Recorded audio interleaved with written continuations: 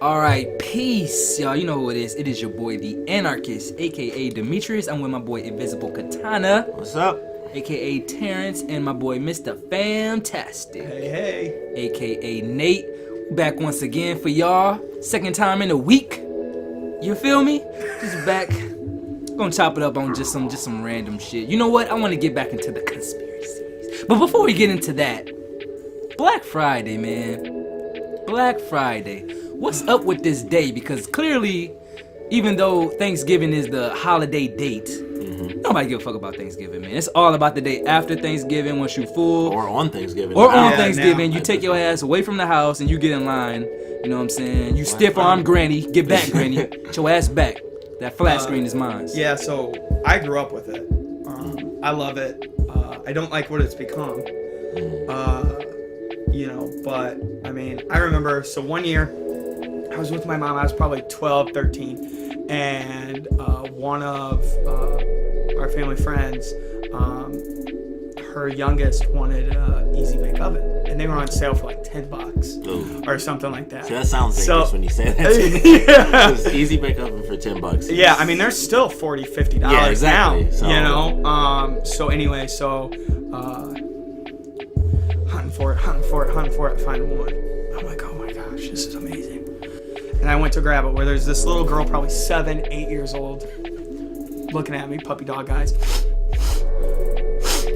You took my Easy Bake Oven. You were like, I'm get over it, bitch. Should have been like that. Get over it, little but bitch. I said,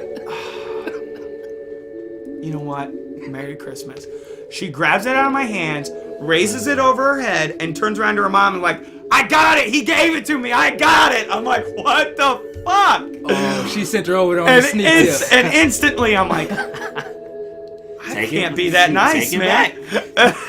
She Black Oliver Friday, no no ass. rules apply. Take it right back. I got it now. Mine again. But no, I mean, Black Friday used to be really good deals, a lot of fun.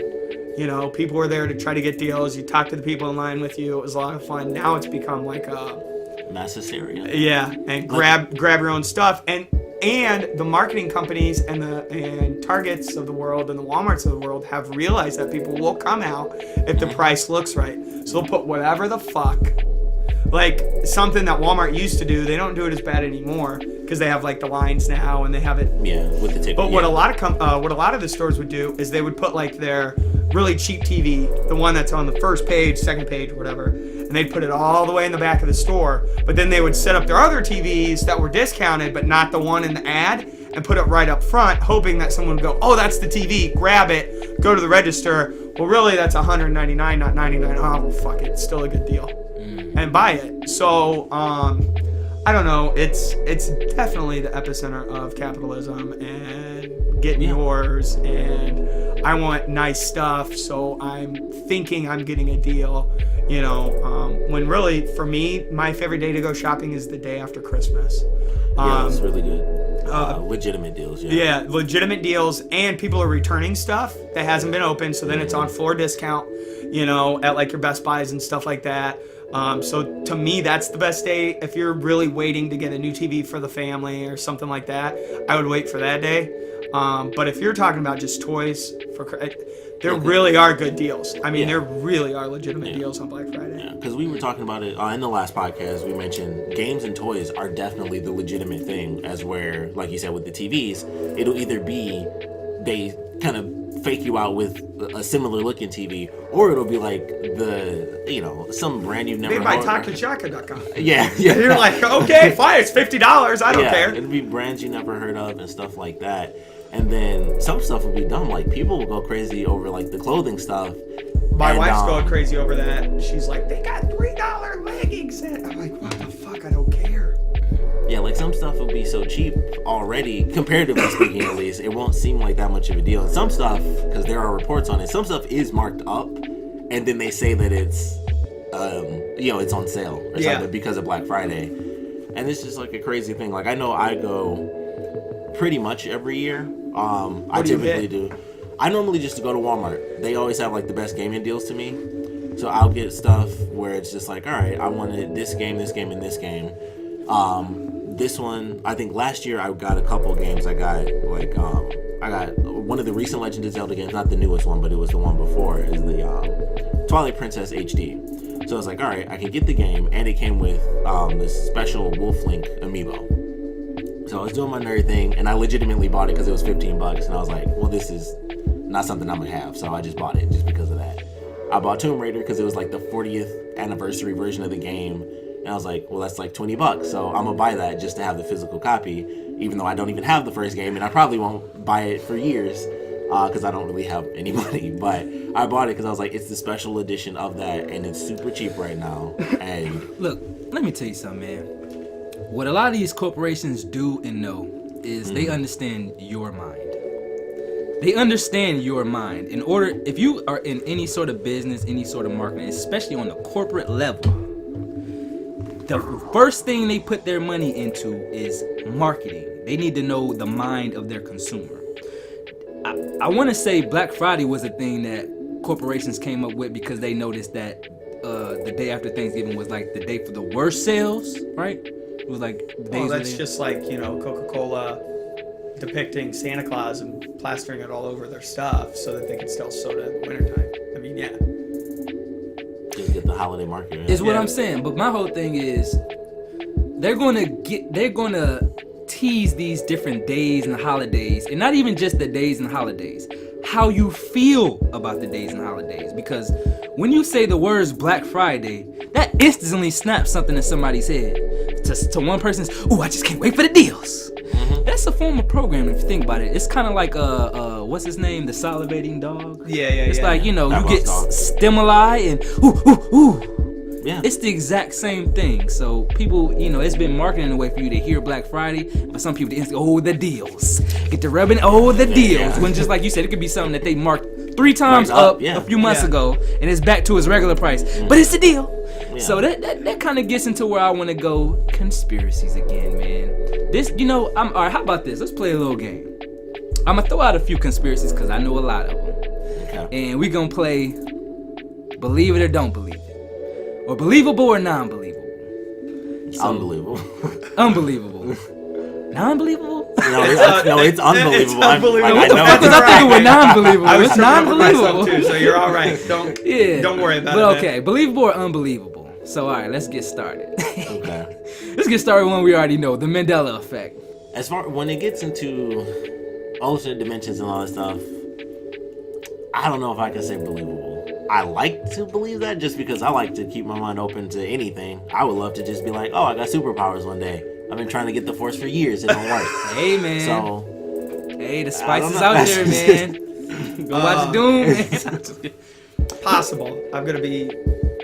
riding the line. Yeah, it's possible. But and you know what? I'm gonna probably bring out a new Mandela effect every episode. But one I just got hip to, and I want you to look up because this is something we all should be able to just go.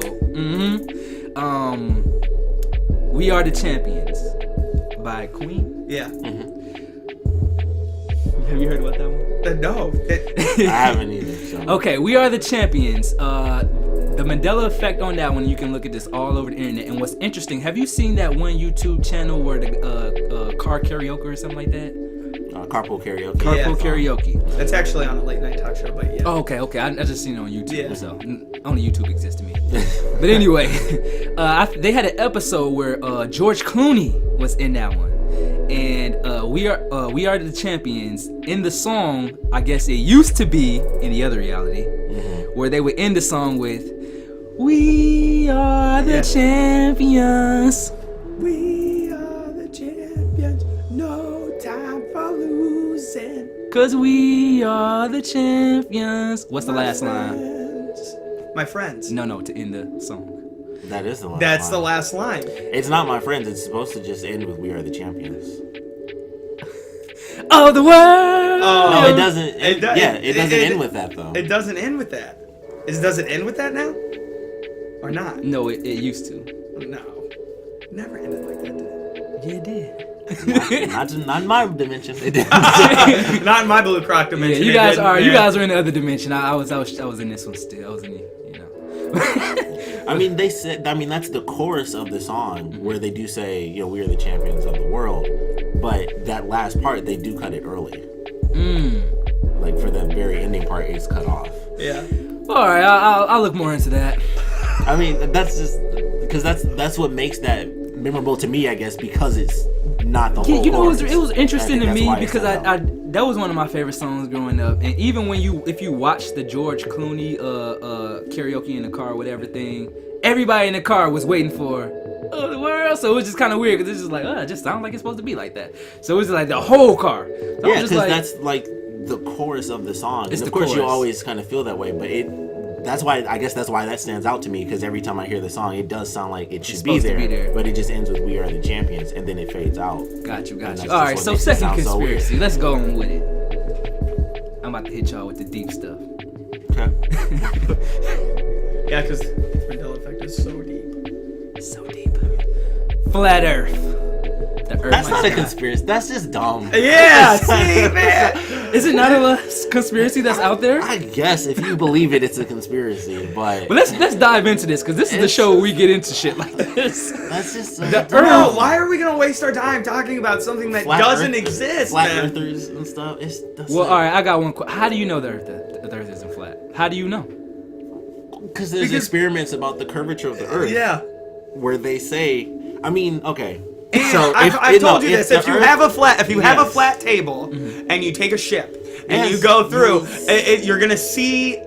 You put When it something on the becomes table or whatever. invisible, Yeah. But let's Like- think about this. I was hearing a flat earther say the other day. Now, all right, let's say you in a plane, right? Okay. The plane pretty much Man. it goes over a large portion of the Earth, right? You can go from here and be in Australia. My God, dude! If you tell me it feels like it's so flat when No, you I'm not land, gonna- I'm no, gonna no. call you. That's not what I'm about to say. That's not what I'm about to say. But Okay. my thing is, answer this: if we are on a Earth that's circle and you are in a plane, Yeah. if you going around the planet, shouldn't you kind of be What? going down? But you are! Like, what do you mean? What do you mean? You When- are when in a ascending plane- and descending, and then planes descend during flight to rotate and go with the dude. No, nope, no. If you kept okay, so this is a thing. This is like okay. The simplest experiment I remember learning in physics as to how the Earth is curved factually. If you stand in place and you jump and land, you are not in the same place on the planet. That factually speaking, you are not. If you jump perfectly straight up and drop back down, Because of how fast it's moving, you wouldn't be in the exact same. Yeah, it would be like a small thing, but factually speaking, if you jump straight up and drop straight down, you are not in the same place on the planet because the planet is moving. So how is that relevant to? Because that shows the curvature. How is the How can I prove that if I jump up, I'm not in the exact same Okay, space? I as mark when your I'm- foot. I mark your foot. You jump up. You can put you can do it on a wall, whatever. It's not gonna be the same spot, man. Like, And if the Earth is flat, okay. Because honestly, all I can think of is the rotation of the Earth on a flat Earth. What does that look like? Because if a flat Earth is rotating, that's like a table rotating. If you put a marble on a rotating table, it'll moves. fall off. Yeah. Well, Unless you're saying it's spinning spinning in the around. flat disc. Well, okay, Which listen. even Yeah, then, you would be look, spinning. Yeah, and then like. I'm gonna keep it real with y'all. I'm one of those people who I'm like a fence sitter. I go for the information. How the fuck are you sitting on the fence about this? Either be a complete idiot or right. Well, Like, don't be no. No, this is my thing because, all right, we giving a lot of theories. I've never heard the whole you jump up and you on a different part of the Earth type the argument. So I'll look that up. Yeah. But it's like, how can you know you're not just, because Okay, if the Okay, Earth well, was flat. Okay, watch. If the Earth is flat like this, right? he's dusting off the table. Okay. They can hear that. Yeah, sorry. And you spin it. Look how it moves, right? Now, give me that. Now this is an oval, not a circle. But look. See how you can stand and it'll sit like this? And it'll spin. Like this, it moves all over the place. Like that, you can spin. Dude, it doesn't make sense, Aren't man. we moving in space though? We're supposed to be. No, but I'm not really getting that. If you I have, know, it wasn't a good Okay, so explanation, if you have, all right, say we have the rotation of a circular Earth, right? Mm-hmm. The Earth is slightly tilted, or whatever, it's spinning on its axis around the sun, all that extra stuff. If the Earth was flat, if it was like a quarter, it was a circle in some regard or whatever. It's a disc instead of an actual circle.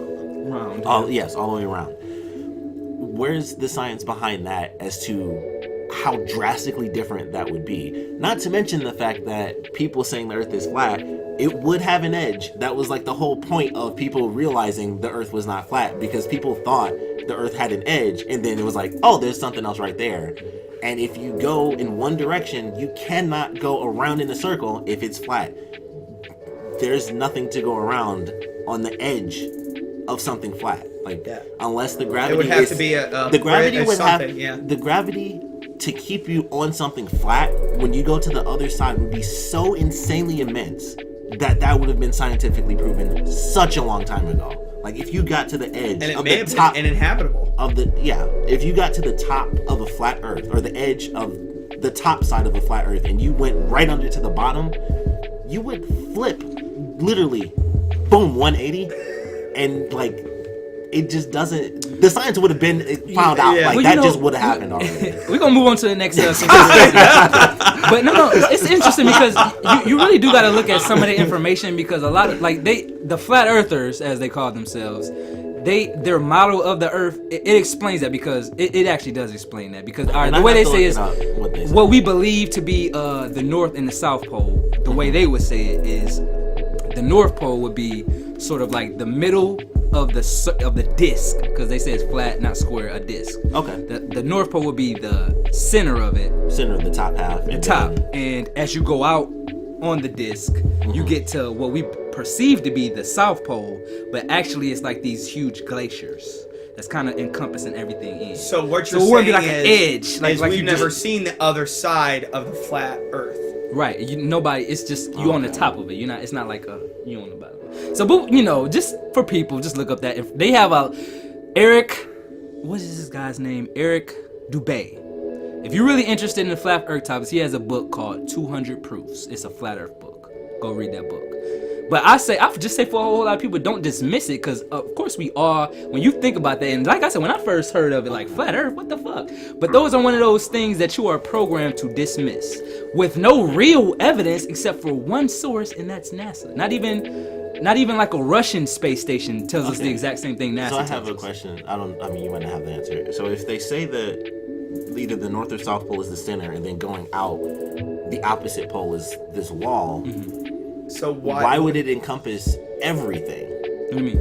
Like, I know it's the top and bottom of the planet, but if it was an entire disc, how would one pole in the middle be the outside of the rest of the world? Yeah, so what he's saying is like, so this would be the North Pole, and then this would be the South Pole, but so this whole thing's the South Pole is what he's trying to say. Like, that doesn't make sense. It doesn't make sense, because the shape of it would be so drastically different. Because it's literally proven that,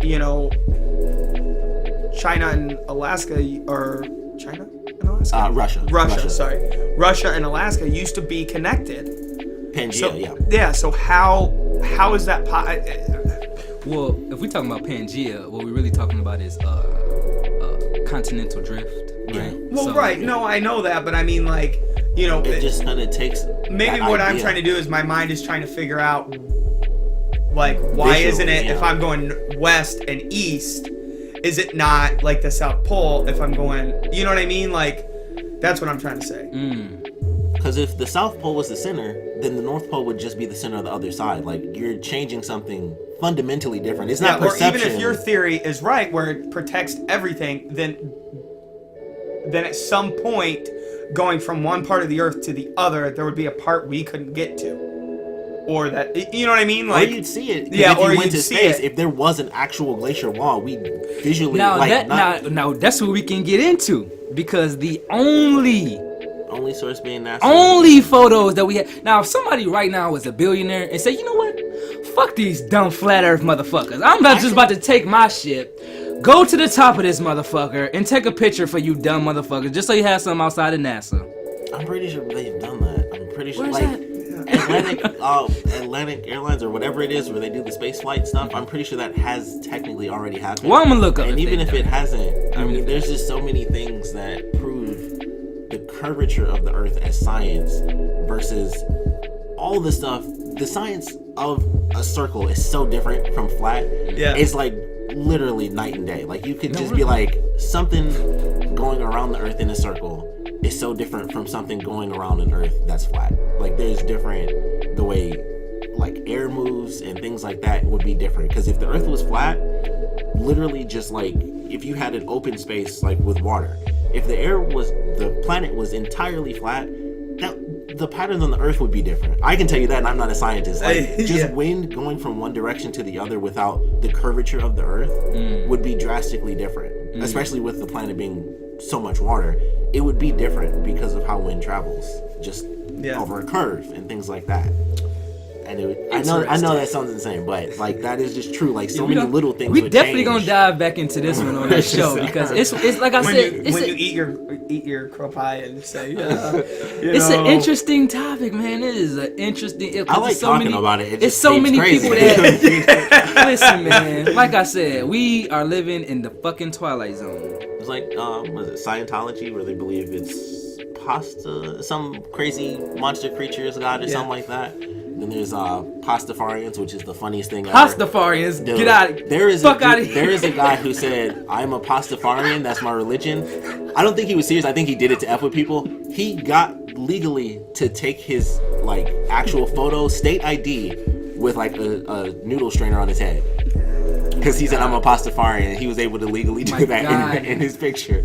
And I don't think he was serious about the religion. I think it's a real religion, but I think he did it because he knew he could get a strainer on his head in his photo. Okay, I just thought of another really, really good conspiracy. One that I'll have to be honest, man, I don't really subscribe to like that, but it's a big one out there. If you on the internet, man, get on this internet, bro. You ever heard about going down a rabbit hole on this internet? But okay, you guys don't know about this, so let me explain. In some realities here on Earth, there's a reality where people believe that a lot of these Illuminati people, these people in power, are actually in reality shape-shifting reptilians. Oh, the reptile people? I've heard that. The reptile people are super old. It's just, I think, evolved into more stuff now, but... Yeah, man. The reptile people, bro. The reptile people. What do you think? Unbelievable, believable? It's like... It's like everything else, like... As dumb as the flat Earth thing to me. Well, see, yeah, I'll say that, but at the same time, it's just people trying to wrap their brain around stuff, man. Stuff they can't control, stuff they don't know anything about. I mean... It's super... I mean, God... And what, I don't know what's which one's the purpose? crazier. Like I said in the first podcast, when you look at a conspiracy, what is the purpose of it? Like, are they bored? Like, why are they doing this when, you know, like what? Oh, I know the whole mythology. Apparently, I feel like that came from movies. Yeah, apparently a few. No, actually, I'm gonna be honest, man. I don't. Isn't that what Super Mario fought in the movie? In the movie, yeah, they're all lizard people. Technically, yeah. They were showing us in the movies first. But anyway, no, I think that you know what this started, man. Because like I said, I'm really huge into it just because I'm like big on metaphysics. So a lot of this conspiracy shit kind of clashes with what I'm into. But I know it's bullshit because I know the man who made the whole shit up. It was a dude named Zachariah Stitchin. You ever heard of him? No. Zachariah Stitchin was a dude who a few years ago or decades ago, he was like well respected in the UFO community because he wrote his book or whatever. Actually, it wasn't until a few years after he wrote his book that other scientists kind of come out and kind of shit on like, this dude's a fucking quack, because what happened was like a lot of Sumerian texts was being found, a lot of different ancient texts, and like it was a very few people in the world who could translate Sumeria, and he claimed to be one of them, but like the other three was like, we read this bullshit, they ain't no fucking Sumerian, because he was in there talking about the aliens, and you would catch words like the Anunnaki landed here, and then the reptilians. So people was reading his shit, and because he's a scholarly person, but supposedly some people have paid him to put that whole conspiracy out there. But even at the time, other scientists come out saying, no, I translate Sanskrit, and I don't know what the fuck he's talking about. Like, I don't see nothing about no aliens, no nothing. But see, it's funny, like, with conspiracies too, like when it's the minority, how these kind of stories come out where it's like, oh, well, someone paid them to do that so that they could sell more merchandise or whatever, or they did this, and this and all that. But have you ever thought that the other people are getting paid off too? I mean, you know, Which other people? So, you know, back in the day, that famous commercial, Trident Gump, 4 out of 5 dentists approved, right? And the 5th dentist was like, fucked up, that's why he couldn't approve.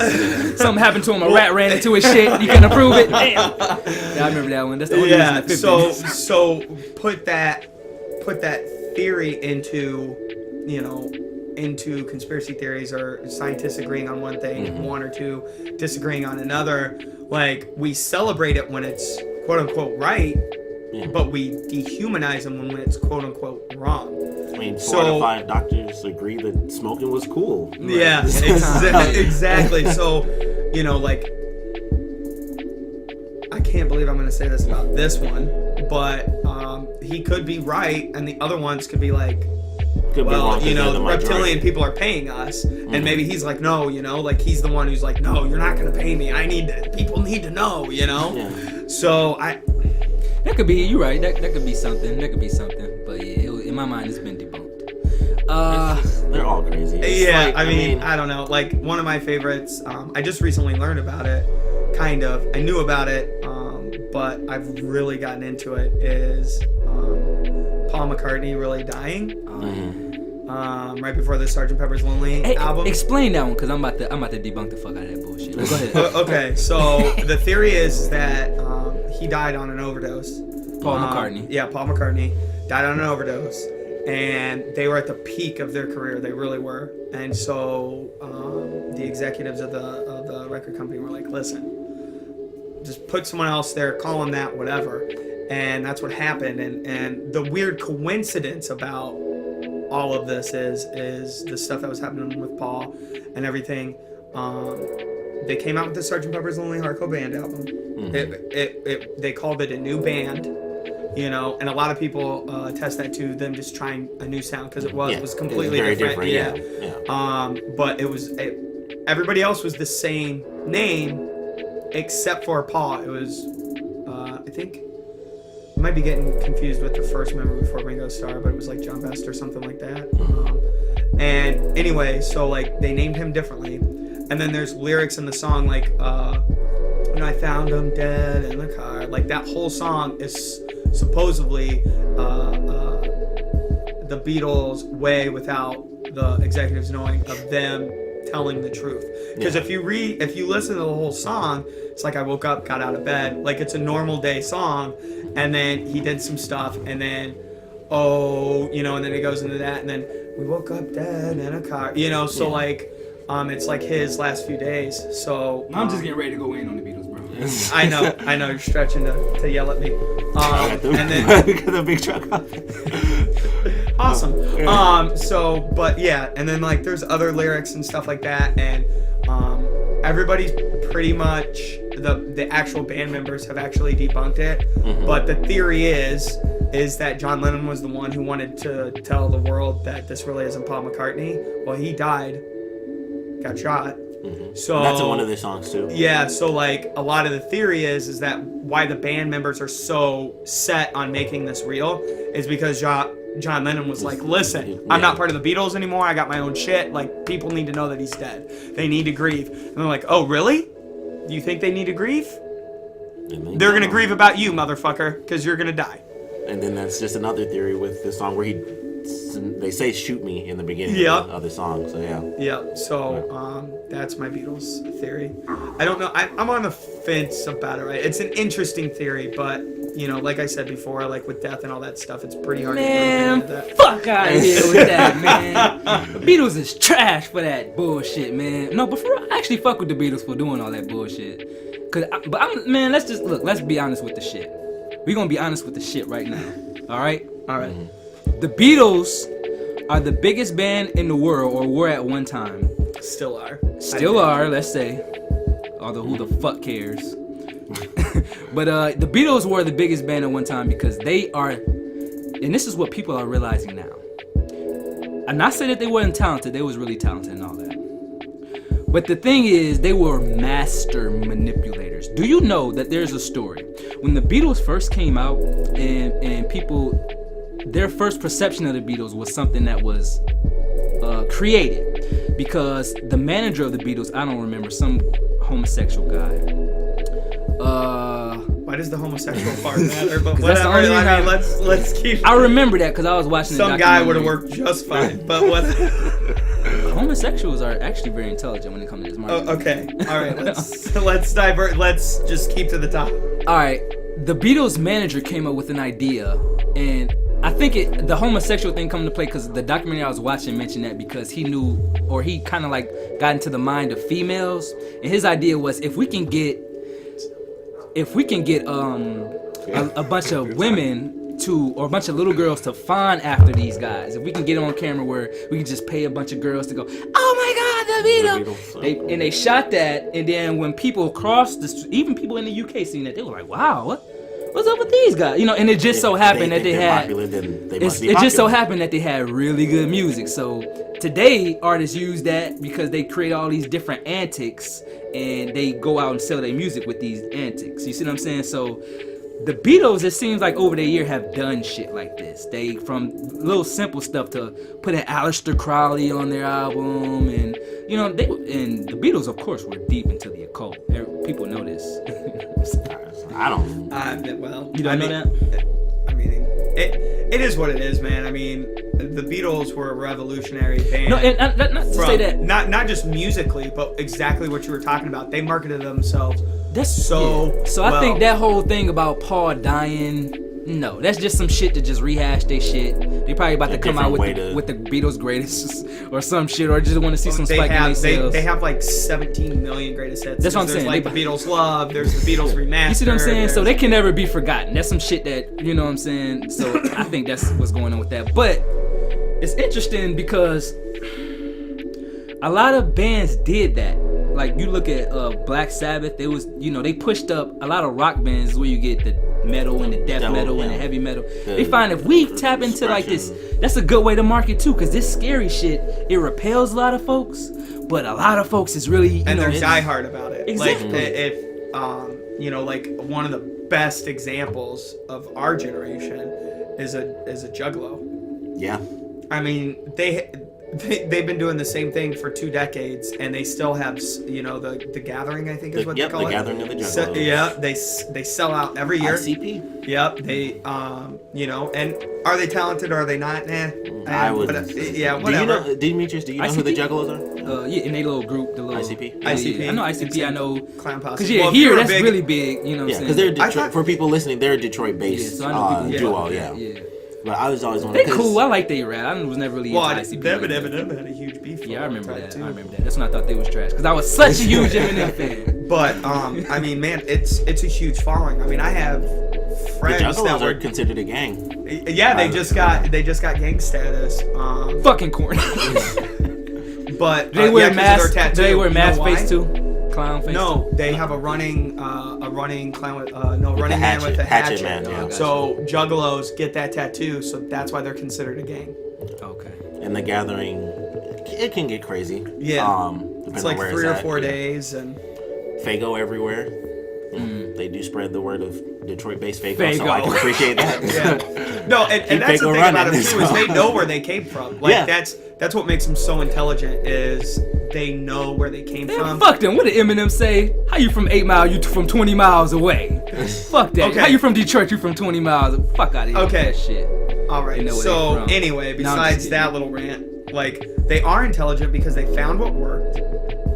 They devoted themselves to those people that stuck with them, and now it just gets bigger. Yeah. And bigger, yeah.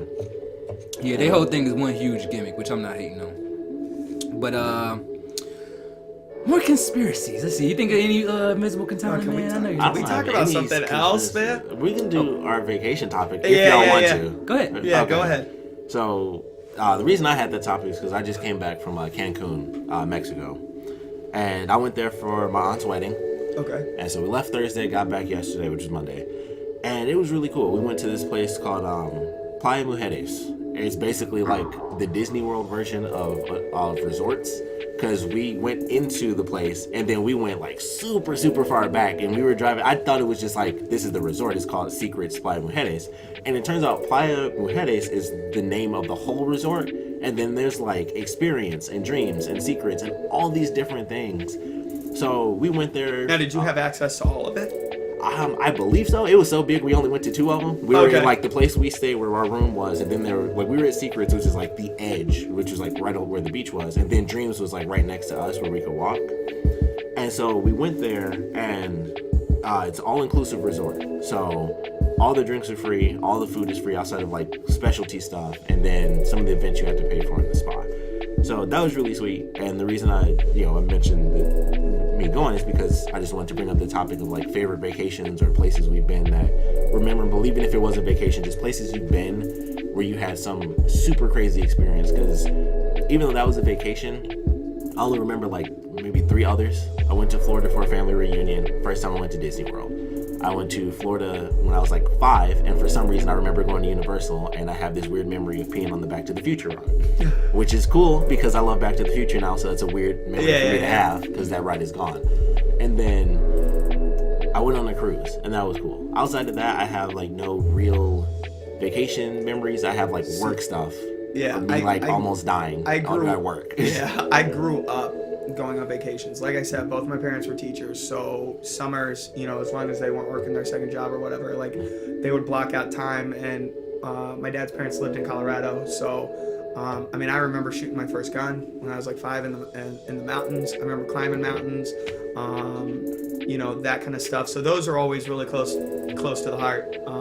But my favorite vacation has to be the one we took to Maine. It was a dream of my mom's to go to Maine and see lighthouses and do that whole gimmicky thing. And so we drove, and while we drove, we stopped at Canton. We stopped at Cooperstown, New York. I've been to Cooperstown. And those are place. Oh my God. Cooperstown did it right. I mean, you as soon as you get into the city, Cooperstown is the baseball capital of like the entire it's got country. the Hall of Fame and everything. But as soon as you drive in, and I know it's from a child's perspective, but as soon as you drive in, there's baseball fields with old people playing in old uniforms, and everything is within walking distance, and it's all gimmicky. It's all baseball related. It is. It's like it's probably the weirdest city officially that I've ever been to. Yeah. Because legitimately, it is this weird small town where it's like, honestly, the question I had when I actually found out that that's where the Baseball Hall of Fame was is, why is it here? Because it is like in the middle of nowhere. Yes, you will drive past fields and farms. And then all of a sudden you travel back to like the 1950s. Now granted, this was like at least 15 years ago. Mm-hmm. So I don't know how they've changed it now. But like, it was the year Ozzie Smith was getting inducted, so he was shortstop for the Cardinals. But but we went, and it was amazing. Now, the funny thing about vacations is they never go the way you think they're gonna go. So like I said, we stopped at the Football Hall of Fame too in Canton. We had plenty of time, whatever. But we hit construction, so me and my dad, and they ended up. We didn't realize it. Because my parents didn't call ahead, but there was like a special event that day, so the Hall of Fame closed at like 5 that day instead of like 7 or 8 or whatever. And we got there at 4 o'clock, so me and my dad did the entire Hall of Fame in less than an hour. Just running. And just running, like looking, picking the Chiefs stuff out, picking the Packers stuff out, walking around, seeing all that. But for me, like, when I think of vacation, I'm in the car with my sister. We're making our fake radio shows, trying to record songs that my parents are listening to on our cassette tape, playing road games, finding trucker stops, places we'd never been to before. That's what a vacation is to me. So, those are the memories of my vacations for sure. What about you? Yo, I'm black, man. I don't know what the fuck a vacation is. I'm what are you talking too. about? You light skin. Shut up. A vacation is when my mom did whoop my ass for a day. My room is my vacation area, motherfucker. TV is my vacation. I went to Narnia, you son of a bitch. Right, it's out of my imagination. You know what I'm saying? I think Jamaica's sweet, but have you been to Canada? No. No, I've been to, if we're just talking about places that I've been. So is that a normal thing for a Michigander to go to go to? Okay, so we talked about this on vacation. It was me and my girlfriend and my uncle, and she had never been out of the country outside of Canada. Like when we first met, she had never been outside of the country. She'd only been in like a couple of states. So I took her to Canada. It was the first time she'd technically ever been out. And so when we were in Mexico, my uncle was like, yeah, if you live in Michigan, it doesn't count because it's right across the water. And it's like, you're right there. So we did Niagara Falls too. And like we went to the Canadian side. And it was so cool to me. And it still baffles my mind. I mean, dude, I'll be celebrating my 4th holiday season here in Michigan, and it's still, every time I pass that Ambassador Bridge, I'm like, that's so fucking cool.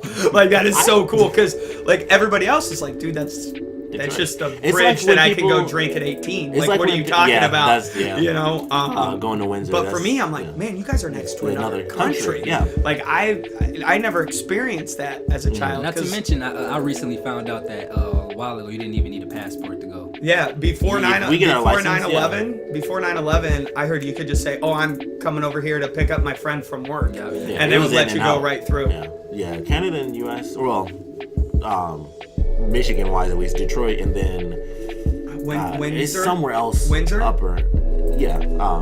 There's like another city we have here in Michigan where there's another bridge. It's not as popular. I think a lot of people just think of the Detroit thing, but there's another bridge somewhere else. It's called the Blue Water Bridge. Okay. But there's 2 spots technically in Michigan, if not more, where you can go straight to Canada. So it's like this weird thing where it's just like, yep, just hop right over there. And I guess that's a big part of it, because I've been to Canada a million times. Like, we used to go all the time when I was younger to some beach, and then that was on my mom's side. We'd always go to the same beach. And then on my dad's side, we always went to this place called Will's Inn in Canada. It's like the best hotel I've ever been to, where it's like, here's a go-kart track out in the back, swimming pool is huge, bowling alley, arcade. They have a amusement park inside the hotel. Like, it's insane.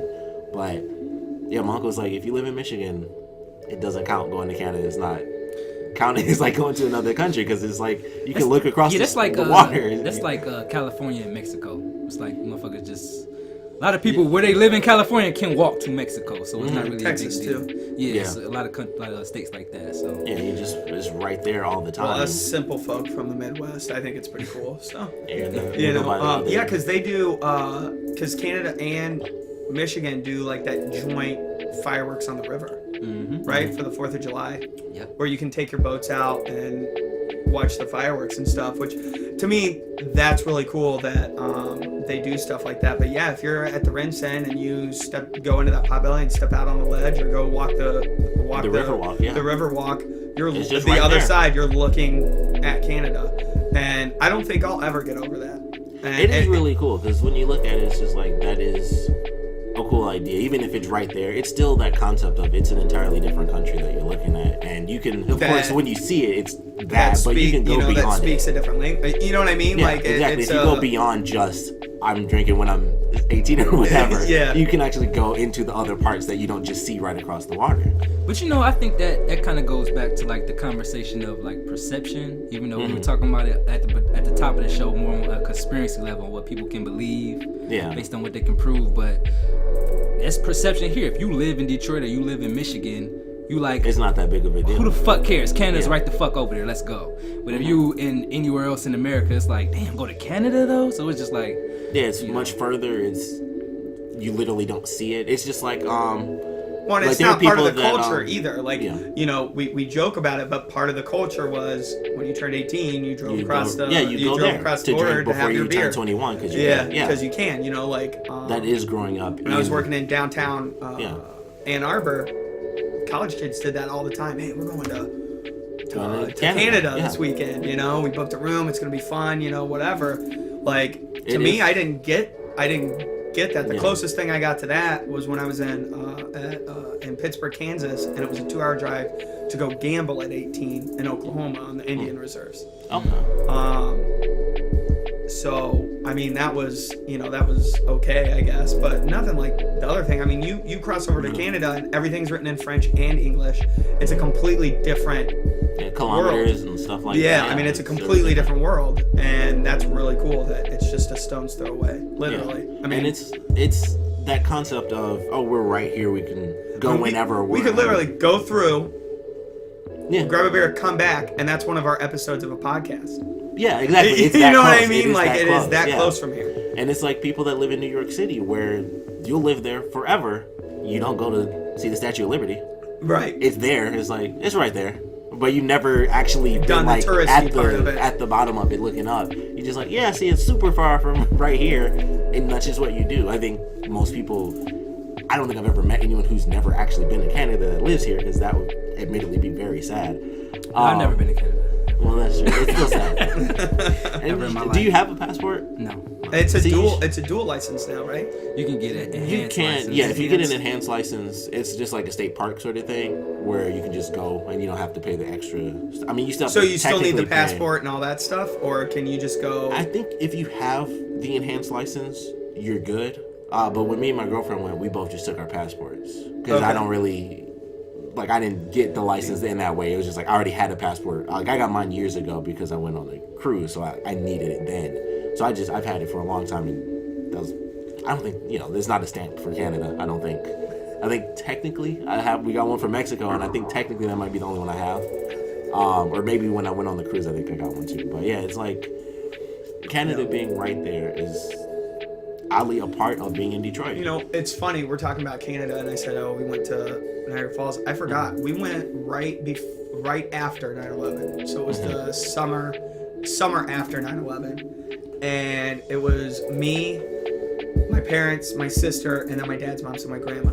And we're in a van, and we're driving through the border to get to Canada.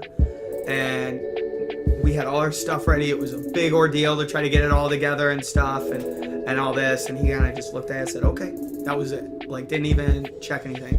Well, we look over, and there's an Arabic family that is out of the car.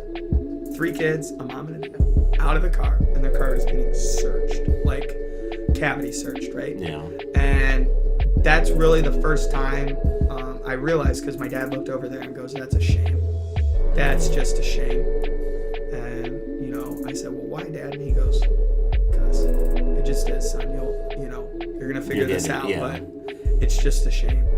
And for me, especially here in Detroit, we have a little Iraq, and I mean, you drive a certain part, you drive, and everything's in Arabic and everything, and it's beautiful. It's a beautiful culture. The area there is awesome, and people are so nice there and everything, and like the perception of that is just awful. And the fact that that was 15 years ago and we're still getting it is just, it makes me sad. So One thing is, that was 15 years ago, but in your mind, do you expect things to get better? Because I can be honest with you, it looked like they're getting a little bit worse. It looked like we kind of retrograding and going into back into a Nazi regime. What do you think? I think so. I mean, just a lot of people was open with a lot of stuff that you knew was going on before, but you could hide it. Yeah, So what's up with that? I think that fear mongering has become a classic tool for whatever government, and for here definitely. I mean, But fear monger how so? How do they do that? So great example was, I think it was the Boston Marathon bombing, when they pre-released a person they just picked up to question because he was around there, and the news got a hold of it and said this is a suspect, and nobody denied it for what, like 3 days to a week? Yeah. And it was because of the way he looked. And that wasn't too long ago. And then, you've got all these things that are happening, like when the Vegas shooting happened, and people are coming out like, well, good, those Trump supporters and all that. And it's like, what? Are you kidding me? That is devastating. I don't care who it is. For me, it's just, and then they sweep that under the rug. We're Vegas strong. We're doing great. But we don't hear about the guy that much. We don't hear about what's going on with what they're trying to do to him and all that stuff.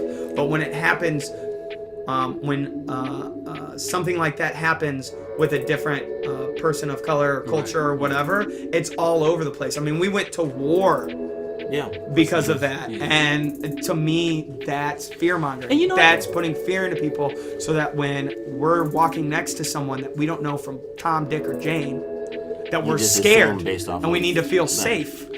I want to get your take on why is that. I always noticed because they're different. Because we're different. Well, my question is, as far as when it comes to terrorist attacks, oftentimes, okay, if a dude speaking Arabic with the beard and some cloth or some shit does something that we perceive as terrorist, oh, that's a terrorist right there. He looks like a terrorist, acts like a terrorist, he's terrorizing. That's a terrorist. But if a white middle class guy goes and takes his AK-47 and just rifles through a crowd of people, that's a lone wolf. He did it by himself. That's what's interesting because, and if you watch the movie, please do. It's with the guy, it's with Harry Potter, Daniel Radcliffe. Yeah. Where he goes into a white supremacist group, undercover FBI agent. I wish I remember the name of the movie, but it's really, really good. And like they kind of touch on that, like 9/11 happened and it was awful. But if you look back at our mass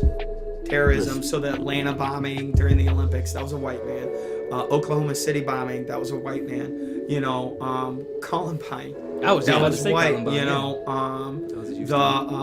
the Sandy Hook shooting, white. Like, and a lot of them were white supremacists or had those beliefs documented.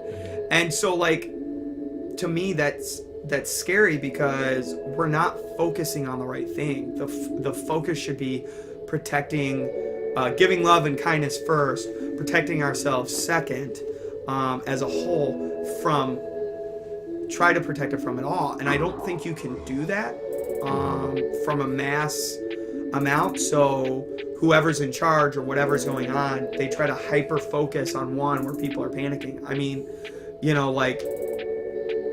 I watched this documentary because my uncle sent it to me about how Arabics and Dearborn are utilizing welfare wrong and how they're buying up buildings and making them their own and stuff. Well, first off, every freaking race and culture fucks with welfare. Every person has screwed that up. We've talked about that on this podcast.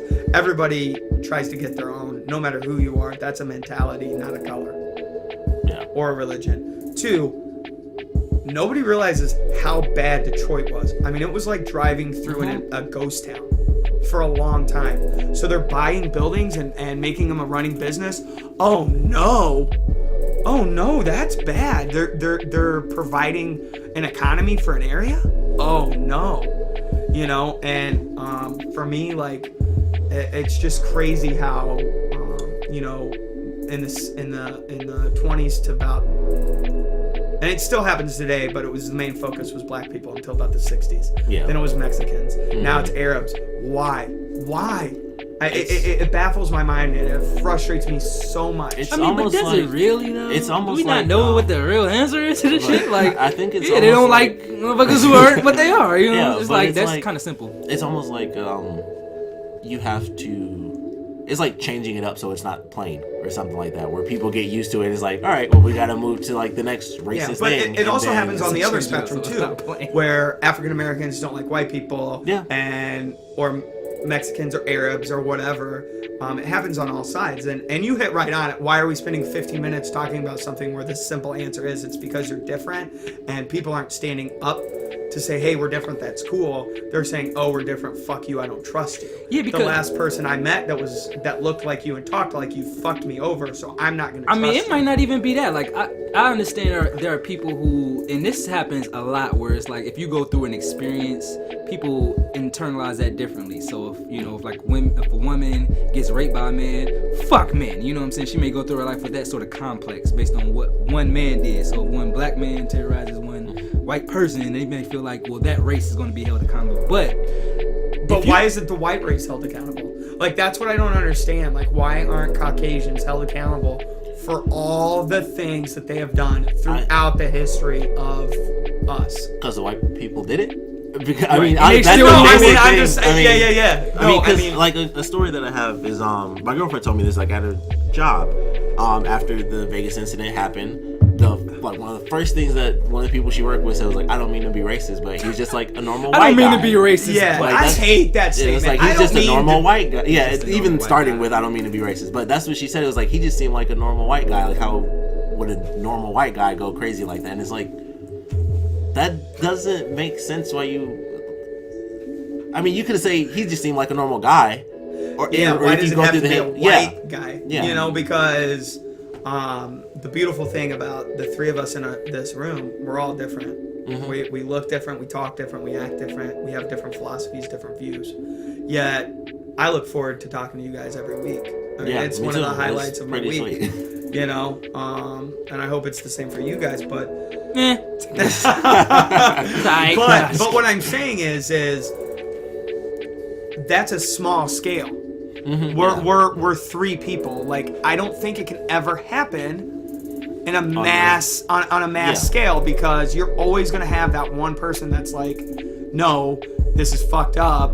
I don't like that person because of his color or his beliefs or whatever. And another person's gonna go, I kind of feel the same way. I'm gonna follow this guy, or I'm gonna hang out with this guy. Like, if you put 50 people in a room, they're gonna segregate themselves. It may take 20 minutes. It may take 6 days, but they're gonna segregate themselves. Like, Demetrius, let me ask you something, and I'll ask you the same question. So, let's say we put 50 people in a room, 10 of them women, all white, 10 Arabics, mixed women and men, 10 white males, and 10 Hispanic people, and then 9 European people, and then 1 other black, or I guess it would be 8, and then 1 other black person. The white people would be American white, if you're talking about. Yeah, Americans. Let's say Americans. I'm sorry for doing that. I think but a lot of white people here are Europeans, right? Or in ancestry. Whatever, Asian, whatever. So, okay, so 48 of them aren't your race. 1 is. Let's just keep it that simple. And it's the same gender as you. Who are you instinctively going to try to go to? You go to the person that's the most like you. Yeah. I'm gonna go to a black person like, what's up, bro? What's up, brother? It's the safety and security of familiarity despite no ill will. It's like an odd sense of that. Like, there's nothing I think bad of anyone else, but you will automatically go towards what is most familiar to you or most like you. I would say you probably go towards what's most familiar to you, because you could be black and grow up in a majority white neighborhood. Then maybe you would go to someone who's white. But so you bring up an interesting point. He said what he said. So what if he was like that, and everybody in there was white, and they shunned him because they grew up? He's not comfortable to them, right? They grew up where black people are awful, whatever. How would that make you feel? I mean, how does, you know what I mean? Like, because elephant in the room is that I'm a middle-aged white guy with a family and a wife. I get pretty much whatever I want when I go out in public. I mean, I do. A lot of the things that are happening don't personally affect me, except for my daughters and my wife when it comes to the if the police pull you over, you're like, officer, what the fuck is wrong with you? Yeah. You're pulling me over for what? We were talking about that when you were giving me a ride home. I'm in the car like, yes, sir. No, sir. And we this conversation kind of pulling on my ID slowly, sir. About police brutality and stuff. And I'm like, I've gotten speeding tickets and been in trouble before, and I'm not even scared. And Demetrius is like, dude, every time I drive in the dark, I'm scared I'm gonna get pulled over because I don't know what's gonna happen. I'm like, I drive a minivan with car seats in the back. Like, I don't. Sometimes they just go, what are you doing? Oh, I was going to pick my kid up from daycare. I gotta pay an extra $50 if I'm not on time. You can have 50 pounds a kilo. Slow the speed 50 down. Pounds of coke in the slow trunk. the speed down. Here's a warning to show you can be late because I pulled you over. Like, that's how it happens for me. It baffles my mind, maybe because I haven't experienced, maybe because I don't want to know. But I know that's not what happens for you guys. You've told me experiences where it hasn't happened like that. You know, that, to me, that's fucked up. It really is fucked up. Yeah, very true. It's just like that, you know, sometimes like, for me, I haven't had any crazy experiences. I don't know if it's because, especially the past couple years, like, I work nights, so I'm always driving. It's super dark. I'm just like cruise control because nobody's on the road. I don't have to slow down speed up. I'm literally the same speed the whole way, so it's like there's nothing there. But there's, you know, stories like my girlfriend's cousin being pulled over, and they're like, if you let us search the car, you know, we'll let you go without a ticket. It's stupid stuff like that. Yeah, they gonna do mind tricks with your black ass. Yeah, and it's just like, we just gonna search your whole car. If we don't find anything, feel free to go. Yeah, and that's fucked up. Yeah. It's illegal for you to search the car without probable cause. Yeah. And a lot of us know that, but we be thinking in our head like, but are they gonna beat my ass though? If I say if no. you say no, yeah. So you have to He can pull out the wonder baton and beat my ass. That's not that's not outside of the realm of possibility. If that's the first question, if then I what say no, is it I'm getting a ticket and then my car is getting searched? Exactly. Yeah. You know what I mean? So we can't really hit him with that. You're not searching shit, officer. Where's your warrant? Unless you Facebook Live it. Well, Even if you do. I mean, Did yeah, my man but get it's killed on Facebook more- Live? Yeah, but Yeah, man, you know what it is. I mean, I guess I'll never understand it because for me, and the way I raise my kids is like I try not to. I work really hard on like not trying to see differences. Hey, you know, I want to ask you, man, before we wrap this up, this is a very interesting conversation. Do you think that, I remember I was watching a video of a white guy talking about this earlier, and I'll tell you his position on it afterwards, but he brought up a question of, do white people, should most white people or some white people feel bad? Like, I feel like that's kind of where we're going, like, Okay. yeah.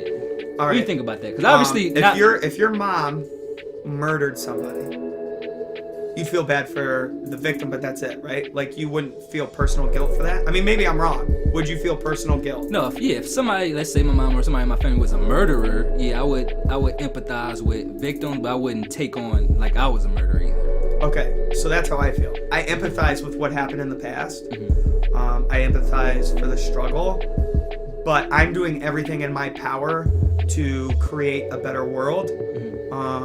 Well, all right, let's frame it this way, because that's an interesting way to frame it. But let's say my mom murdered somebody and then moved me into the house. You see what I'm saying? So it's not like I did anything, but it's like, hey, I've been chilling. Okay, so like I've been living here. So like I'm not about to just let's leave say this I'm playing one of my house. ancestors, and I murdered Terrence, but brought you in.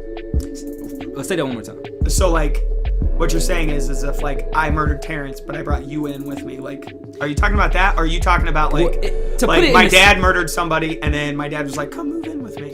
No, to try to put it in the same context, because I can understand you saying, well, that happened a long time ago. It's kind of a disconnection from what happened then to what happened now. But the argument one can make is, yes, it happened a long time ago, but when you think of the context of like slavery and just even outside of slavery, not in America, because of course Well, I the mean, Indians you were can bring up- enslaved, yeah, you the can bring Africans up- were enslaved, like. You know, like African Americans being on the front lines of World War II, and then coming back to a segregated country. Stuff like that, but just if we look at it as a whole, just white supremacy in America as a whole, you can't just say it, put it in the context of something that happened and it's not happening anymore. Okay. You gotta put it in the Okay. context I get of- what you're saying. Yeah, something that the kids still actually benefit from. Like you're just talking about this white privilege. This society took a long time to get set up that way, because it was a point in this society where a lot of poor whites didn't have. Like the Irish were considered the white niggers. You know what I'm saying? Yeah, So yeah. Now it's like the white thing is just like that's a universal thing, but that took years to happen. So it's like you inherit a lot of this, but it wasn't necessarily your fault. Okay, it's not my fault. It's not my fault that my mom gave me a necklace worth $1 million. It's what I do with that $1 million that makes me different from my ancestors. So what I'm saying is it's not my fault that I was born a white male. That's what science chose. Yeah. My dad put that extra X. Took away the Y chromosome. I think so. Yeah, gave me the extra X chromosome, right? None of us know science. Yeah, let's just make that clear after the past like 2 or 3 podcasts. We don't know what the fuck we're talking Right. about. No math, no science, no geography. So it's not my fault that. But what I am doing with my kids is making them realize that everybody is a person and that's it. I try to treat everybody the same. If I make stereotypical jokes or watch that kind of stuff, I appreciate it for the humor and that's it. Because to me, humor is a big deal on why it's still there. Because it is so funny, it makes people laugh because uncomfortable situations make people laugh. So, the humor part of it, like I enjoy that for entertainment purposes, right? Yeah. But for me, like, yes, I inherited this body. I inherited everything that comes with it. But I'm also going to do the best of my power, which is being a white male and helping make everyone see the world the way that it should be seen. If that answer, does that make sense? Like, yeah, it definitely makes sense to me. I definitely like, understand. because I can't change the past. Exactly. I can't change what I did when I was learning. about how to become the man that I am today. But I can change tomorrow. I can change right now. I can try to instill wisdom into my kids, into the future. That's what I can do. Now, me going on Facebook and telling people how great of a white person I am, that's fucked up. I hate people like that. That's stupid. Do you know how many black people I helped out today? That's taking the necklace you got, wearing it, but not letting anybody else touching it and not cashing it in and sharing the wealth. That's wearing it going, check it out. Check it out. Check it out. Look at this. You know, I might put you in the will for part of this. You know what I mean? Like, to me, that's what that's doing. Like, actions speak louder than words. When you're doing good, it's like you're doing nothing at all. And that's what I try to do every day as a white man. Do you think white people should somewhat antagonize the actual white supremacists? Like, because I think a lot of people feel like, even I may feel like this sometimes, like it's a lot of quote unquote good white people out there, people who just, they don't want to oppress people, they don't want a lot of this bad stuff to happen, but at the end of the day, just like, look, what can I really do? A lot of people outside of that mind frame seems like, okay, it just may be a 1% of those white people. That's a really fucking powerful 1%. Like, you may want to just, maybe a few of y'all can maybe just tell them like, y'all cut it out. Cut this white supremacy shit out. I think over the years, I think we have, well, I would like to say we have, but we elected Donald Trump as a president. That's what I'm saying. That was basically his basis. Because that was a surprise. Steve Bannon was his, you know. Was that a surprise too? To a lot of people in this country. No, it wasn't. It was not to me. Not to me. Man, that's said my girlfriend, but I was like, I saw this coming.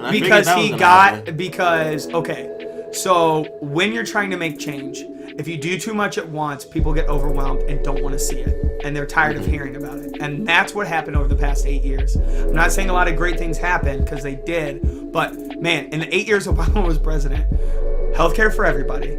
Gay marriage was okay. Black people were started being looked at as actual U.S. citizens. He was letting in Arab refugees. He was accepting cultures that haven't been accepted in this country for years. Cuba, it was huge. It was huge. All this stuff happened. Then Trump came in and said, you know what, shut all this down. Yeah, so all this unity bullshit down. All this in 8 years. And you're talking about in 8 years all that happened, and what you just said, it took hundreds to thousands of years to get where we were at before 2008. Yeah. And so in 8 years, he's trying to do all this stuff, and all this stuff happened. Great things happened. You know, people started feeling like they could be transgender. People started being able to feel like they could talk about themselves in a real way. There's still a lot of baby boomers out there. There's still a lot of people that were stuck in their ways, and they're like, what the fuck is this world coming to? This is not why I worked at a Ford plant for 30 years. Yeah. This is not what I did. This is crazy. I don't understand it, because they didn't understand it because it wasn't an issue when they were younger. It wasn't a thing then. Yeah. It just was. So then you had a guy like Donald Trump who's like, fuck these guys, like make America great again is the most contradictory, racist thing I've ever heard in my whole life, and he won because of that. No, that's cool for Make America White Again, we all know. But I know, but like that's the thing. He brought out these people who haven't voted in years, and then you had a generation of voters, first-time voters, who didn't experience the Bush years, who didn't experience the Reagan years, and all these years where it doesn't seem as bad where you had to fight for your stuff, you had to fight for things, you had to protest, you had to do things. You know, we worked really hard to put Obama in presidency, and then people got complacent. The people who got what they wanted said, "I'm good. I got what I wanted." Gays can get married. People are starting to see every race as one unit. I'm good. I don't need to go vote because Hillary's gonna win. Yeah, I think I really think a lot of people felt like that. I really think like a lot of this Russia stuff's coming out, whatever. But I really think Trump had someone on the side paying media to tell people that Hillary was gonna win. That Hillary's winning, that, you know, the popular vote's winning. But if you look at the actual graphs of where that popular vote was done, it was in the states she won. You know, because you knew she was going to win the popular vote. You knew that. You know what's interesting? They talked about during the election time how Google and the internet played a huge role in that, because the thing is, if you were like a hardcore Democrat or liberal, everything in your feed, in your quote-unquote internet world, revolved around Hillary being the number one person. Yeah. Little did those people know that on the same Google in a whole nother world, Trump was that shoe-in. Yeah. So that's kind of how the internet, they can kind of curate what you get to see. So Right. all I'm saying is, Hillary. She's a shoo-in, but Yeah. in somebody else's computer. And like you said, Nate, that'll make you complacent for some people. I think that totally happened because there are a ton of people who So the didn't tides vote. turned. Yeah. Like when Obama won and people came out to vote, those people didn't come out and vote. I'm sorry, that's the truth. Right, no. They didn't come out and It vote, was- and the people who wanted to make America white again did. Real talk, I think a lot of It black really people, shook my core belief. I mean, it really did. Like, I'm not trying to be a whiner or a, what do they call them, cupcake or what do they? SJ. No, Snowflake. snowflake. I'm not trying to be a snowflake, but it really shook my core because I didn't realize how many people still believed that rhetoric bullshit that a man could grab someone's pussy, talk about it, tell Mexicans to go back over the border, call out black people, talk shit on Arabs, talk shit on China, tell the world Call that them- everything's fucked up, call the even though news you fake. made your money from your dad, you squandered a fuck ton of it, became famous on TV, married 3 times, and you won the presidency? No, but this goes back to I mean, the- that's fucked up, dude. Like, Listen. when shit kept coming out, I'm like, well, that's the end. I mean, dude, I remember when the preliminaries for the GOP were going on, and I'm like, well, he just said that he's done. He's got to be done. What, 8 And then he times won, that and I'm like, okay, well, he won the GOP, but that's all right. That's all right. You know, he'll fuck up, and he did fuck up. He talked about grabbing pussies. He talked about sexual misconduct and how it was okay for rich people. And he fucking won. He fucking won. And I'm not saying that they're all a bunch of hick rednecks. I knew business owners that voted for him. I know very well-educated people that voted for Donald Trump. And I think that was almost the other half. Like, you have that side where it's like a lot of the things he says are either just disrespectful or just straight out racist. But then you have the other side of things where he talks about the change as far as corporate stuff. Yeah. And I think that was basically the other half of people that voted for him, saying like, get rid of the same people that have But always how- been there. And yeah, but how stupid are you? Because that's how he made his money. Right. Like, that's how he became I- successful, man. No. Like, why are you believing that rhetoric bullshit? The guy almost And it's ran all his on company. Twitter, you know, Yeah, but- and he ran his company to the ground. He was able to manipulate it back up. It's all about image to him. It's all about image to him. He's probably the most he's probably more vain than Adolf Hitler was. And I'm not trying to compare the two in a Yeah, way you can that do that. everyone else is, but he's a vain motherfucker. Let me tell you, it goes back to a conversation we had earlier about how if you know how to market and promote. He figured out in this day and age that it really doesn't matter if people don't like you. In fact, that can actually work That to can your help, benefit. yeah. Yeah. Because they're going to market and push you way better than you. He has a lot of money, but he didn't have the money the way that the media Like when talked Clinton, about Trump. when Clinton came out with that commercial where she's like, what do we want our kids to hear?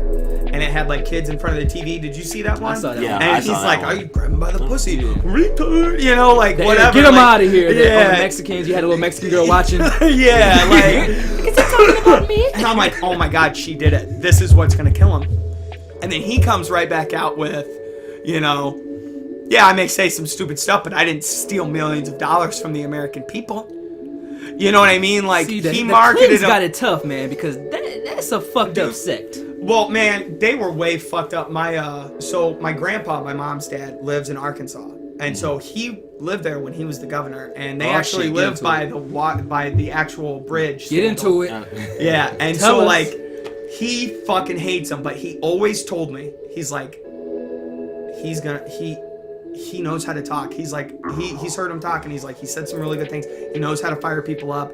He knows how to market himself. That motherfucker got a blowjob in the Oval Office, and his wife almost won the presidency 15 years later, dude. Like, that's marketing. Like, Nate, he did not have sexual relations with that woman. And he Lewinsky. also took the hit but didn't inhale, right? Never inhaled. Like, I mean, he went on like that's the thing. Like, we're talking about like how Trump knew how to market and he got his people. Clinton got his people. Oh, He yeah, went on Arsenio Hall and Arsenio- played the saxophone, dude. Black people Like, fell in and it love worked- with him. He's so cool. And it worked so well that John Kerry tried to do the same thing. And it was like, fuck out of here, John Kerry. John You're Kerry, not Bill Jesus Clinton. Christ.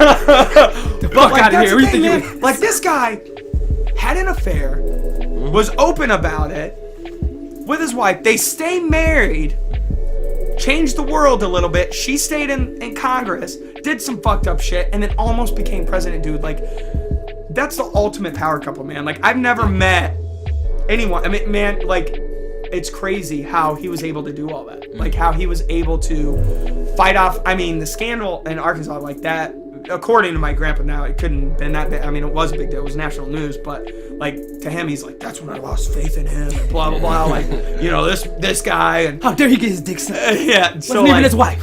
no, not that. No, that was so before. so in Arkansas, there was a bridge that they were supposed to build to help dam the rivers out there, because there's a lot of rivers out there. And he laundered millions of dollars of money saying that this bridge was going to be built and that he was going to build up these towns. And these towns literally still only have like 800 to 1,200 people. Mountain Home, Bull Shoals. Like, he lied to these people, straight up lied to them, and got all the taxpayers to pay these taxes. And they built like a normal fucking dam bridge. And because like the way that he talked about it, it was supposed to be the next big thing. Yeah, the next Like, Hoover next Hoover Dam. Dam, yeah. Yeah, it was supposed to be this big thing and create all these jobs and everything.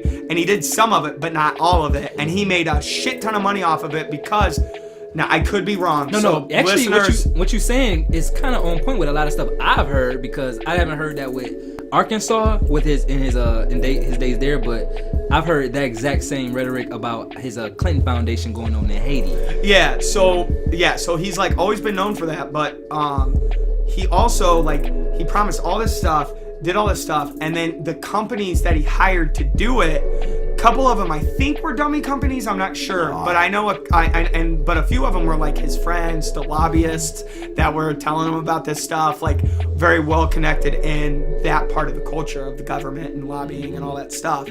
And to me, him building that bridge and fattening all those people's pockets is what won him the presidency. But that's beside the point. But yeah, like that was a big deal. I mean, that was a big deal to that community and that city. Okay, here's another. Let's go ahead and end with one last conspiracy, because you picked one up in my mind. There's a conspiracy that you do not get to be president unless they vet you and choose you. Oh yeah. What do you think about that? I think it would have been a lot easier to make this argument 9 years ago. Because before that, the presidents were all the same. College educated, white, middle-aged men that had some politics already. Yeah. From a wealthy family most of the time.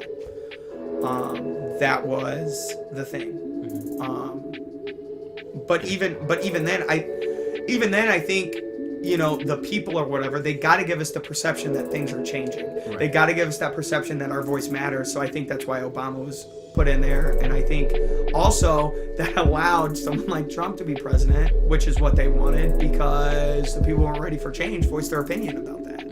And so, you know, for me, yeah, I really do think that, you know, go to Owls, if you will, you know, get together and say, okay, how are we going to make this person the next leader of the country so that we can keep doing what we're doing?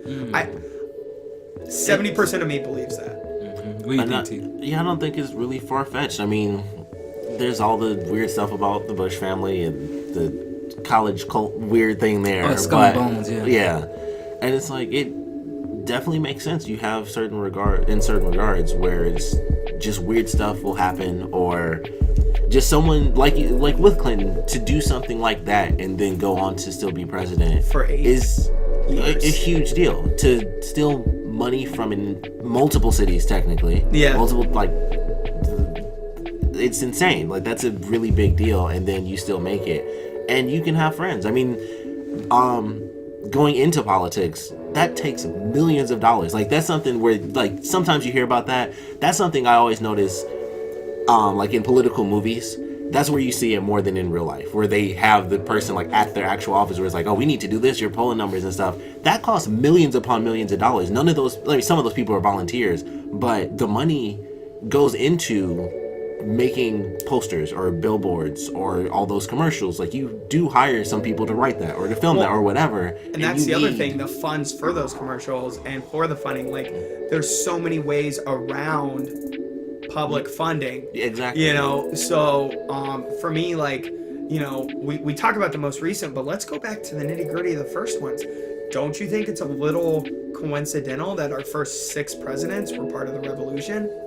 And big names, according to the history that we know? Yeah. Hey, don't you think that's weird?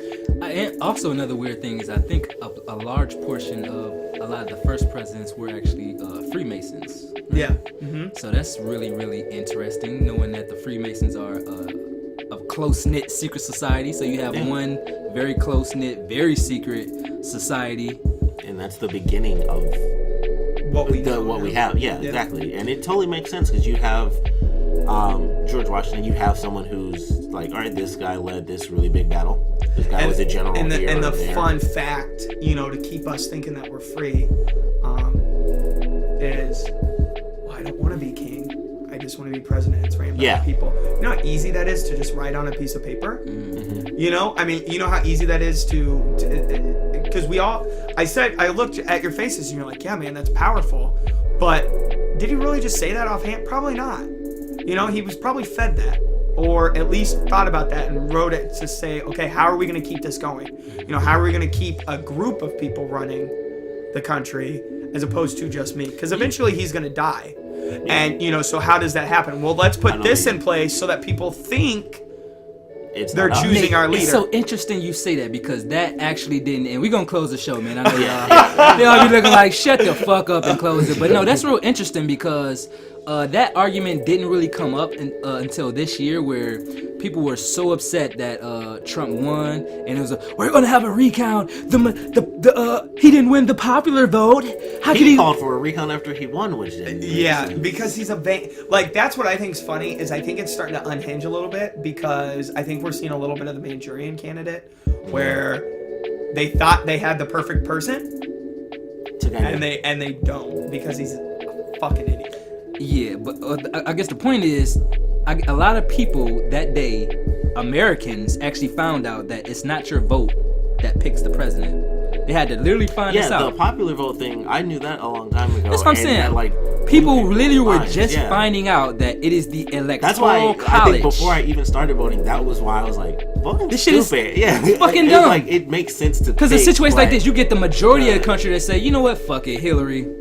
And then, you know, the rest of them was like, fuck it, Trump. But the electoral college is the one who actually makes it. And then people argue against that, which I thought was the dumbest argument, where people are like, if it was the popular vote, then I wouldn't want to lose to the people around me. I'm like, that's exactly what the electoral college is. Like, it's the exact same thing. If you winning the electoral college is you winning versus the people near you, and it's because most of those people voted the opposite and they lost, then if you switch it to every individual person, how can you have the argument, I don't want to lose to the people around me? That's not fair. It's like, that doesn't make sense. It's the most fair thing in the universe to go by individual. I think the craziest thing is like, you know, again, we talk about what we can't control, what we don't understand. Like, listen, corporations and marketing have been around a lot longer than I have. Mm-hmm. A lot longer than anybody in this room.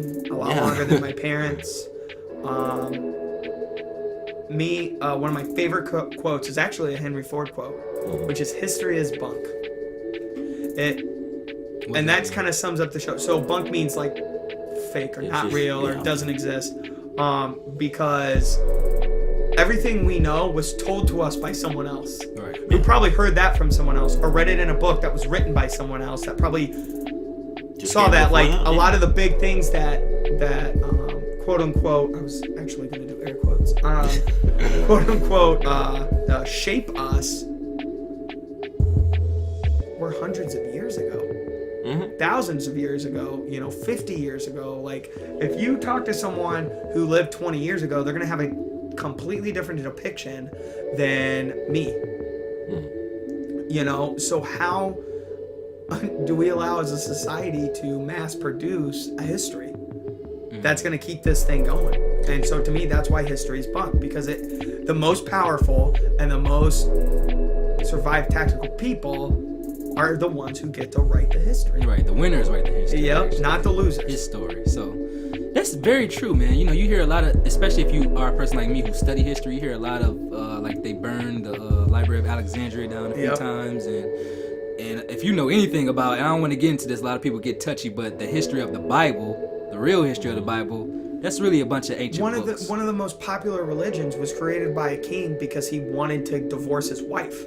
Yeah, a lot of religious stuff like that. You know what I mean? Like he created. Pretty sure it the because he wanted to Pastafarians get might have started a something like divorce, this. You know, so I mean, I agree, man. Like Pastafarians. I just, Fuck but out. if I think about this all the time, I'll go crazy. So what I do is I just go, you know what? I've got a beautiful family. I got a wife. I got some friends I hang out with, and I'm just gonna You do just gotta me. do what you gotta do. I'll tell you though, definitely vote, because I'll tell you, the old episode of The Simpsons, Bart had that popular vote, but Martin voted for himself and he won. So Man, the get out Simpsons, there. they don't predict Get us out so there. much, bro. I don't even want to get into that. We'll Yeah, get no, into man, that. that's a but conspiracy in itself. I know some of the Yeah, Simpsons I stuff. love the fact that that we're trying to shorten our episode, so we did 1 hour, and now we're Yeah, on it's an fucking hour and a an half. hour and a half.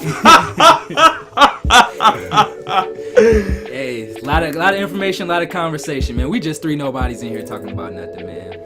Just 3 nobodies talking about nothing, and that's what you get for this episode. Let us know what you think. We talked about a lot, talk about some conspiracies. Email Mr. Fantastic. Tell his ass that the earth is really flat. Tell him that There's reptilian people. tell him that steer clear of these reptilians. You gotta look at the eyes, bro. Oh my God! It's a Come on, reptile from the man. flat And StuStart@iCloud.com. Yeah, let him hear it all. You know, we need to let us hear y'all conspiracies, man. If you're on YouTube, comment below whatever conspiracy you want us to talk about. And don't forget to follow me on Twitter and Instagram at AnarchistBeats with a Z. Invisiblekatana. Where can they follow you? I am at Invisiblekatana on YouTube, Twitter, Instagram, as well as Facebook.